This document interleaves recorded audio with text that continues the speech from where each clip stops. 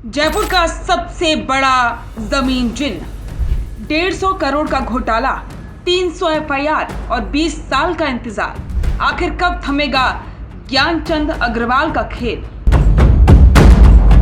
Plot एक, मालिक अनेक, फर्जी कागज और ऊंची पहुंच की धमक।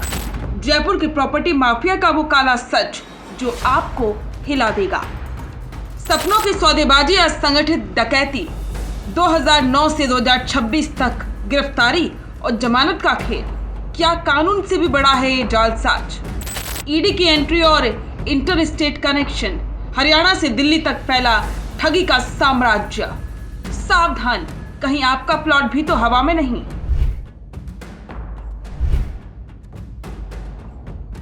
जयपुर, जहां लोग अपने आशियाने का सपना देखकर आते हैं, लेकिन इसी शहर में एक ऐसा गिरोह सक्रिय रहा जो जमीन पर नहीं बल्कि आपके सपनों की ठगी करता था। इस खेल का मास्टरमाइंड बताया जा रहा है ज्ञानचंद अग्रवाल। 150 करोड़ से ज्यादा का घोटाला, 300 से ज्यादा एफआईआर और एक ऐसा नेटवर्क जो 2 दशकों से सिस्टम की आंखों में धूल झोंक रहा है। 2006 से शुरू हुआ ये सिलसिला 2026 की ताजा एफआईआर तक पहुंच गया। आखिर कैसे एक ही प्लॉट के कई बार बेचा गया और क्यों पुलिस की कस्टडी भी इस गिरोह का हौसला नहीं तोड़ पाई? आइए खोलते हैं इस प्रॉपर्टी स्कैम की पूरी फाइल। इस घोटाले की परतें एक बार फिर से तब खुली जब साल 2026 में पवन शर्मा नाम के व्यक्ति ने नारायण विहार थाने में एफआईआर दर्ज करवाई। आरोप है कि 2023 से 2025 के बीच पवन और उनके जैसे कई लोगों को प्लॉट के नाम पर झांसा दिया गया। कागज असली दिखाए गए, वादे बड़े बड़े किए गए, लेकिन जब जमीन पर कब्जा लेने की बारी आई तो पता चला कि वहां जमीन है ही नहीं। हमने जो प्लॉट बुक करवाया था 2005 में बुक करवाया था, फिर इनमें रिसिप्ट वगैरह दी थी हमें 2005 के अंदर। तो धोखाधड़ी आपके साथ हो गई है, इसका आपको कैसे पता चला? इन्होंने 2007 के अंदर हमें है ना जो प्रोविजनल पट्टे दिए थे, 176 नंबर प्लॉट, और उस 176 के बाद में 2010 में इन्होंने बोला कि नहीं, हम आपको है ना दूसरी ज़मीन देंगे। तो पहले तो जो 176 प्लॉट था वो 26 फेज़ के अंदर था। फिर इन्होंने उस प्लॉट को बदल के हमें दिया 26 प्लॉट नंबर और फेज़ 46 के अंदर दिया, मतलब वाई ब्लॉक के अंदर। और वो प्लॉट पहले तो अच्छी जगह था, बाद में इन्होंने बहुत आउटर के अंदर दिया। उस प्लॉट में हमें ये दिखा दी ज़मीन, ये आपकी ज़मीन है, एक बड़ा सा ब्लॉक दे दिया। फिर पोजीशन का टाइम आया, फिर हम थोड़े दिन तो हम बोलते रहे कि हमें पोजीशन दो, पोजीशन दो। तो उनके जो लोग हैं, बद्री बागड़ा और किशोर, उनका जो अकाउंटेंट है किशोर, वो बोलते रहे कि हम दे देंगे आपको पोजीशन, पर उन्होंने हमें आज दिनांक तक कोई पोजीशन नहीं दिया। और बद्री बागड़ा ही हमसे जो भी रिसिप्ट है, पेमेंट, आधा पेमेंट तो बद्री बागड़ा ने लिया, आधा ज्ञानचंद अग्रवाल ने लिया। और साथ में जो लखन अग्रवाल है, ज्ञान जी का भाई, वो भी हमें, जब भी हम उनके घर पे जाते, ऑफिस में जाते, तो हमें यही बोलते रहते हैं आपको दिलवा देंगे, दिलवा देंगे। ऐसा समय निकलता रहा, लेकिन आज दिनांक तक कोई हमें प्लॉट मिला नहीं, ना कोई पोजीशन मिला। और लास्ट में जब हम पुलिस में नारायण विहार थाने के अंदर हमने परिवाद दिया था, मतलब उनकी कंप्लेंट की थी, तो कंप्लेंट दी थी, तो कंप्लेंट के बाद में पुलिस की तरफ से कोई कार्रवाई नहीं की गई। और फिर उसके बाद में हमने डीएसपी ऑफिस में उनकी कंप्लेंट की, तो वहाँ से भी कोई कार्रवाई नहीं हुई। पुलिस का मतलब कोई सहयोग नहीं मिला, कोई सपोर्ट नहीं मिल रहा हम लोगों को। और इसके बाद में हमने एफआईआर भी करवा दी, पर कोई उनका एक्शन नहीं हो रहा उनके ऊपर। तो इसमें मेन आरोपी जो है बद्री बागड़ा है, उनके जो भाई लखन अग्रवाल है, प्लस जो किशोर जी हैं, वो हमें दो कदड़ी दे रहे हैं। और मेन तो ज्ञानचंद अग्रवाल है ही। और अभी भी हम किसी से बात करते हैं कि कौन देख रहा है, किससे बात करें, ये सब है ना जो अंडरग्राउंड है, और ईडी का इनके ऊपर छापा पड़ा हुआ है, हमें जैसा कि पता लगा। और उसके बाद में कोई प्लॉट का नंबर बताने वाला नहीं था, उन्होंने ब्लॉक बताया। फिर जैसे तैसे हम पूछते पूछते अपनी उस ज़मीन पे गए, तो वहाँ 26 नंबर का प्लॉट है ही नहीं, वहाँ 26A करके किसी और को इन्होंने पोजीशन दे रखा है और बाउंड्री करवा रखी है। और अधिकतर इन्होंने क्या है, जो कॉलोनी के अंदर जो पुलिस के अधिकारी हैं, तो ज़्यादा से ज़्यादा पुलिस के अधिकारियों को ही इन्होंने प्लॉट दे रखे हैं, ताकि कोई भी इशू होते हैं तो वो उनको कवर कर लेते हैं। अब मैं थाना अधिकारी जो नारायण विहार है वहाँ पे थाना अधिकारी से भी मिल के आया, वहाँ पे कई रीडर हैं उनसे मिल के आया, एसआई से मिल के आया, लेकिन आज दिनांक तक उन्होंने कोई सपोर्ट नहीं किया। जी उन सबकी मिलीभगत है आपस में, और ये लोग ना कोई सपोर्ट कर रहे हैं हम लोगों को। बता कहाँ रह रहे हैं? ये तो रह गया हमारे जेठ का मकान है। अपने जेठ के मकान में रहने को मजबूर हैं हाँ, और इस धोखाधड़ी में मुझे पता चला कि ये जमीन आपके नाम पे ही ली गई थी। कशी ये जमीन जिस पर धोखाधड़ी हुई है, हाँ, आप क्या कहना चाहेंगे पुलिस से? हमारे प्लाट चाहिए वो प्लाट चाहिए। प्लाट चाहिए इनको। जी तो इनके साथ धोखाधड़ी हुई है। जैसे हमारा पहले जो प्लॉट था महेश नगर D1 में था, 80 फीट रोड पे, वो प्लॉट हमने बेचा। आज उसकी कीमत थी लगभग 1 से 1.5 करोड़ रुपए की कीमत थी। वो पैसा हमने अपने रहने के लिए 400 गज की जमीन ली थी, फिर 200 गज हमने बाद पहले सरेंडर करवा दी थी, 200 गज ही फिर हमने रखी थी। उन्होंने हमसे पूरा जमीन का पैसा ले लिया। अब जैसे जैसे जमीन के भाव आसमान छू रहे हैं तो वो हमें पोजीशन दे रहे नहीं और हमारे साथ धोखाधड़ी कर रहे हैं। बद्री बागड़ा और लखन चंद अग्रवाल एंड ज्ञान चंद अग्रवाल और किशोरी, इन चारों ने हमें बहुत परेशान किया। सब बदरियो खराब, बदरियो बाबा जी सबसे ज्यादा बद्री बागड़ा आप खराब है। सरकार से क्या निवेदन करना चाहेंगे जब इतना धोखाधड़ी का आपने उजागर किया है? क्या कहना चाहेंगे? ये सरकार से यही कहना चाहेंगे, जो भी ये भू माफिया है इनके अगेंस्ट है ना, जो कड़े से कड़े एक्शन लें और मतलब इनके ऊपर कार्रवाई करें, ताकि जो भी हमारे जैसे पीड़ित लोग हैं उनको प्लॉट मिले।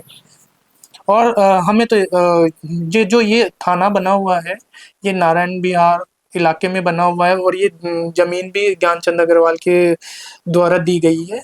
तो ये इसी दबाव में हम ये पुलिस वाले भी कोई कार्रवाई नहीं कर रहे हैं। जांच में सामने आया कि एक कोई छोटी मोटी धोखाधड़ी नहीं, बल्कि एक संगठित प्रॉपर्टी रैकेट है जो पूरी प्लानिंग के साथ लोगों को अपना शिकार बना रहा है। लेकिन ये ठगी नई नहीं है। महेश नगर में दर्ज 2018 की एक एफआईआर इस घोटाले की जड़ें बताती।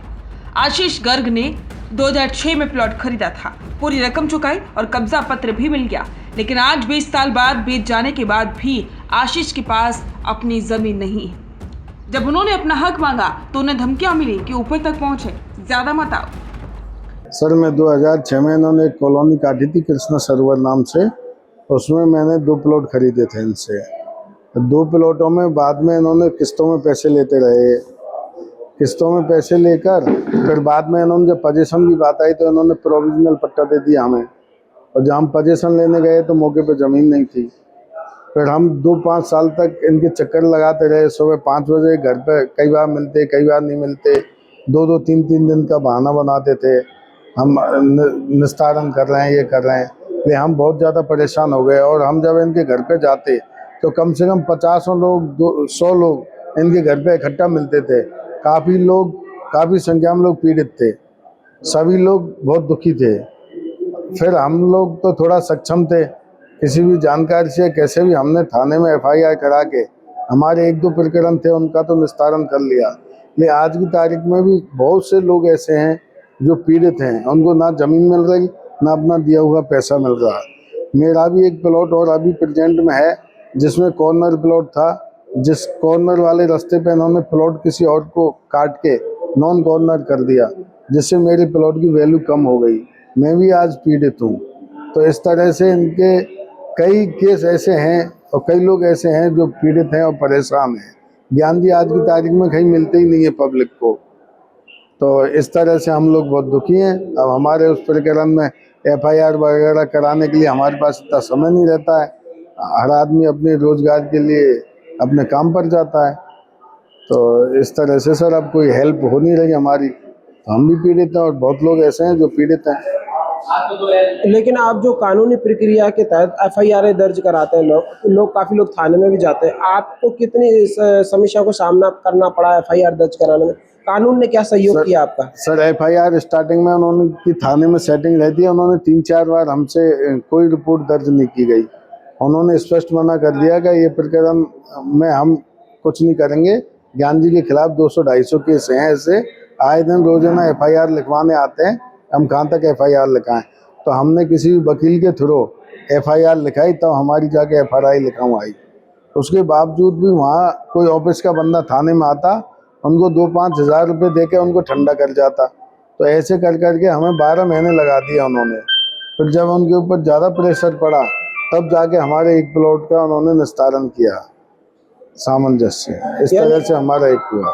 कितने रुपए से, यानी कि इस तरीके का प्लॉट कितने के रुपए का था जिन्होंने आपने पैसे का लेन देन का क्या हिसाब था आपका? नहीं, हिसाब तो हमारा उस समय तो देखो रेटें ज़मीनों की काफ़ी कम थी, लेकिन हमारा उन्होंने कोई ज़मीन में एडजस्टमेंट किया। जो भी हमारा सीधा प्लॉट था, इन्होंने टेढ़े मेढ़े तिकोने प्लॉट देके हमको एडजस्टमेंट किया।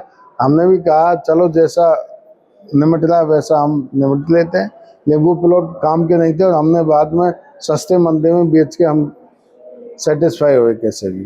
लेकिन आप अभी बता रहे हैं कॉर्नर का प्लॉट है मेरा, उसमें 19-20 करके इन्होंने उनका कॉर्नर को भी बेच दिया है। कितने कि उसका यदि ये रेट लगाएं तो कितने रुपए का नुकसान हो रहा है आपको सीधा सीधा? रेट सर आज की तारीख में वहाँ उस जमीन की 1.5 लाख रुपए गज की रेट है, जो कि 200 फीट रोड पे मेरा प्लॉट है। और इन्होंने जो बगल में प्लॉट काटा है वो 40 फीट का रोड था बगल वाला, 40 बाई 100 444 गज का प्लॉट काटा है, जिसकी रेट आजकल 6 करोड़ रुपए है आज की तारीख में। तो इस तरह से ज्ञान जी ने एक ही प्लॉट से 6 करोड़ रुपए का मार्जिन का अर्जन किया आज की रेट से। तो इस तरह से उस कॉलोनी में करीब 50 प्लॉट इस तरह से इन्होंने बनाए हैं। एक ही प्लॉट को कई लोगों को बेचना और फर्जी दस्तावेजों से भरोसा जीतना, यही इस गिरोह का असली हथियार रहा है। हैरानी की बात तो यह है कि ज्ञानचंद अग्रवाल कोई अनजाना नाम नहीं है। उसे 2009, 2015 और 2019 में गिरफ्तार किया जा चुका है, लेकिन हर बार कानून की ढिलाई और जमानत ने उसे फिर से सक्रिय होने का मौका दिया। सवाल यह है कि क्या कानून की धीमी रफ्तार ही इन अपराधियों की सबसे बड़ी ताकत है? 300 से ज्यादा FIR होने के बावजूद 2025 और 26 तक की खेल जारी रहना हमारे सिस्टम की कार्यप्रणाली पर एक बड़ा सवालिया निशान लगाता है। बार बार जमानत मिलना इस सिंडिकेट के लिए एक लाइसेंस जैसा बन गया। अब इस केस में पुलिस के साथ साथ ED की भी नजर है। जमीन के मामले काफ़ी हैं यहाँ पे। बहुत सारे मामले ऐसे होते हैं जहाँ पर किसान ने ज़मीन बेच दी, फिर उसके बाद कॉलोनी कट गई, फिर उसके जो वारिसान हैं उन्होंने फिर अलग से ज़मीन किसी और को बेच दी। तो इस तरह के डिस्प्यूट्स के बहुत सारे मैटर हैं। कई सारे ऐसे भी मैटर हैं जहाँ पे विभिन्न कोर्ट्स में स्टे लगे हुए हैं। तो कई तरह की समस्याएं हैं। जैसे 400 से ज़्यादा मामले दर्ज हुए सर, लेकिन इस पर कोई कार्रवाई नहीं हुई। कई लोग ऐसे बोल रहे हैं कि रातों रात आके अतिक्रमण कर लिया, एक ही ज़मीन को 4-4 बार बेच दिया गया है। इस तरह के हैं, उनमें तफ्तीश चल रही है। कई केसेस के अंदर अरेस्ट हो चुके हैं, कई चीज़ में अरेस्ट होके अब बाकी फैसला तो कोर्ट से ही होगा। जी तो आपने जब से इन मामलों में संज्ञान लिया है तो जी अब उम्मीद जताई जा सकती है कि इस मामले में हम कोशिश करेंगे। हम यहाँ पे थोड़ा इन्वेस्टिगेशन की स्पीड बढ़े। स्टाफ की थोड़ी कमी ज़रूर है, वो एक हैंडीकैप है, पर हम कोशिश करेंगे कि इनकी तफ्तीश जल्दी हो। जांच में पता चला है कि इस घोटाले की तार सिर्फ जयपुर तक सीमित नहीं है, बल्कि हरियाणा और दिल्ली से भी पीड़ित सामने आ रही हैं। ये एक इंटर स्टेट संगठित अपराध बन चुका है। अब प्रॉपर्टी के इस काले साम्राज्य की मनी ट्रेल को खंगाला जा रहा है। पीड़ितों की उम्मीद अब सिर्फ इंसाफ पर टिकी है, क्योंकि यहाँ सिर्फ पैसा नहीं गया, बल्कि हजारों लोगों का भरोसा और उनके बच्चों का भविष्य लूटा गया है। तो जयपुर का एक केस हमें आगाह करता है कि जमीन खरीदते समय सिर्फ कागजों पर नहीं, बल्कि उसकी जमीनी हकीकत और बेचने वाले के इतिहास की भी जांच करें। क्या आपको लगता है कि ज्ञानचंद अग्रवाल जैसे लोगों के लिए सख्त से सख्त कानून होना चाहिए, ताकि फिर कोई पवन या आशीष ठगा ना जाए? आपकी राय कमेंट में जरूर दें। रुकिए और जरा ध्यान से सुनिए। क्या आप हमारी इन खबरों से अपने व्यापार को भी बढ़ाना चाहते हैं? तो आप भी खबरों के दौरान इस तरह के एलिमेंट्स पर अपना विज्ञापन दे सकते हैं, या फिर ऐसे खबर के 1 मिनट बाद अपना पूरा विज्ञापन डलवाएं, जो कि 8 लाख से ज्यादा सब्सक्राइबर्स और फॉलोअर्स वाले द फैक्ट इंडिया चैनल्स और पेजेस से राजस्थान के कोने कोने में पहुंचेगा, और इससे आपका व्यापार, ब्रांड सब कुछ बढ़ेगा।